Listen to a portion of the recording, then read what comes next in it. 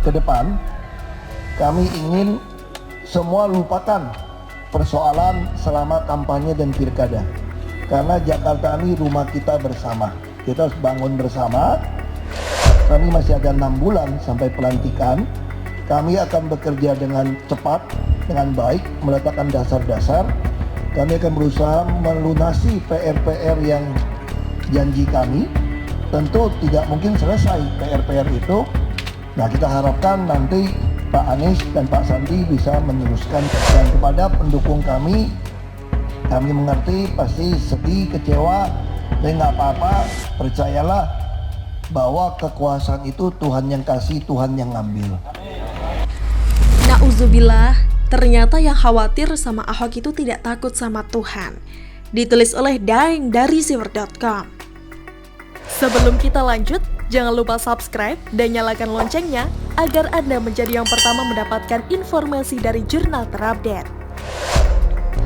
Pasca pemilu Pilpres, penelitian telah dilakukan bahwa jumlah orang yang tidak percaya lagi sama ulama atau ustadz menurun drastis. Ini bisa dimaklumi karena agama hanya dijadikan alat untuk merebut kekuasaan oleh para pecinta dunia yang mengaku sangat religius itu.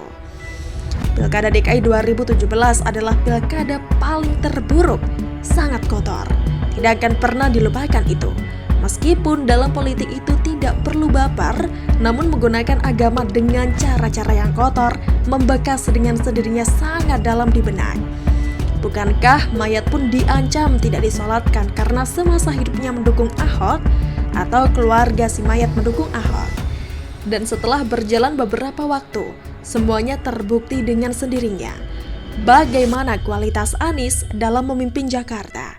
Baru saja kita saksikan betapa begitu mirisnya orang-orang yang mendukungnya lantaran tak mau digusur, ternyata harus menerima kenyataan mereka digusur juga. Sampai kini Anies hanya diam, padahal rekam jejak digitalnya saat kampanye masih bisa kita saksikan. Betapa busuknya cara-cara kampanye yang diingkarinya sendiri. Apakah itu ciri orang yang berintegritas itu? Apakah Anies termasuk orang yang beriman, yang mengingkari janji-janjinya? Sebagaimana dijelaskan dalam hadis berikut. Diriwayatkan dari sahabat Abu Hurairah radhiyallahu anhu, Nabi SAW bersabda, "Ayatul munafiqi thalathun, idza haddatsa kadzaba, wa idza wa'ada ahlafa, wa idza tumina khana." Tanda orang munafik itu ada 3.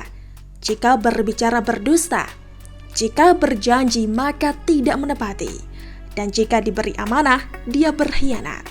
Hadis riwayat Bukhari nomor 33 dan Muslim nomor 59. Kalau mau berhitung berapa banyak janji-janji kampanye Anies yang belum terwujud, pasti dengan mudah dikatakan 0 besar. Meskipun dalam salah satu janjinya adalah DP rumah 0 rupiah hanya untuk warga yang pendapatannya di atas 7 jutaan, bukan yang di bawah 4 atau 3 jutaan. Jadi apakah ini keberpihakan? Lalu para supporter Anies yang kini masih nyaman menjadi makhluk kadrun hanya diam saja. Padahal waktu mendemo Ahok begitu buasnya, sampai kata-kata makian dan segala macam sumpah serapah terlontar dari mulut-mulut busuk mereka, meskipun dengan tampilan kopiah putih atau bagi kaum betina pakai jilbab. Mereka merasa sudah menjadi pemegang kunci surga atau panitia hari kiamat, seperti kata Ustadz As'ad dari Makassar. Bagaimana dengan Fahira Idris, si senator itu, yang katanya membela warga Jakarta? Mana suaranya ketika terjadi penggusuran? Mana suaranya ketika anggaran akan di-markup? Mana cincong betina itu? Apakah dia mewakili rakyat atau hanya menjadi pembela Anies apapun salahnya? Jenis makhluk seperti ini akan sulit memajukan bangsa dan negara ini. Mereka hanya cari makan meskipun membela orang-orang yang tak patut atau membela orang-orang yang tidak menepati janji.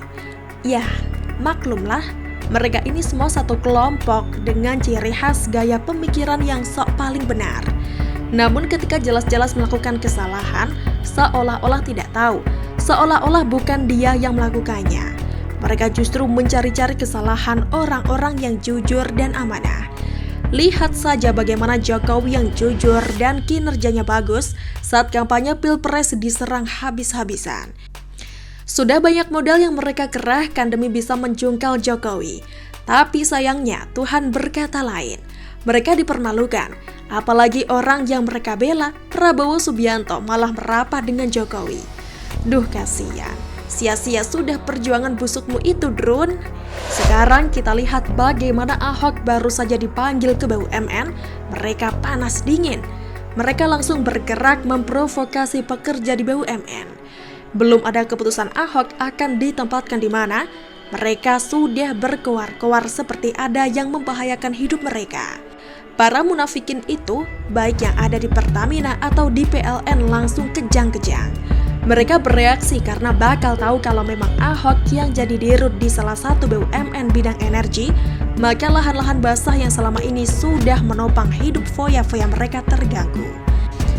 Bayangkan si AG, ketua Serikat Pekerja yang juga adalah kelompok Kadrun 212, ternyata tampilan religiusnya bertolak belakang dengan kelakuannya yang gemar makhluk seksi aduhai seperti Poppy dan Sandra. Dan sepertinya netizen masih akan mengorek borok yang busuk si munafikun itu. Rekam jejak sulit dihapus. Selangkangan itu memang menggiurkan. Begitupun hidup para kadrun, sok suci dan sok bisa mengatur negara ini. Padahal mereka adalah perusak negara. Kalau dibiarkan dengan cara-cara mereka, Indonesia bisa-bisa tinggal nama saja. Sebab korupsi yang berkedok agama adalah penghancur negara yang sangat paling berbahaya. Pasalnya, mereka tidak takut dengan Allah SWT, tapi meminjam simbol-simbol agama untuk melakukan kerusakan. Begitu munafiknya mereka teriak-teriak tentang kesantunan, ngomong agama tapi praktek kemanusiaan dan keadilan di kehidupan masyarakat nol besar, hanya kamuflase saja. Jelas-jelas mereka tidak takut sama Allah, tapi takut sama Ahok kalau diangkat jadi direktur utama yang akan membongkar semua praktek-praktek busuk yang selama ini sulit diberantas di tubuh BUMN. Makanya rakyat belum juga makmur-makmur dan sejahtera. Karena para kadrun ini melindungi tuan-tuannya yang sudah merugikan negara. Bagaimana menurut Anda? Silahkan menulis komentar di kolom komentar. Jangan lupa untuk like, subscribe, dan share. Arkana pamit, sampai jumpa.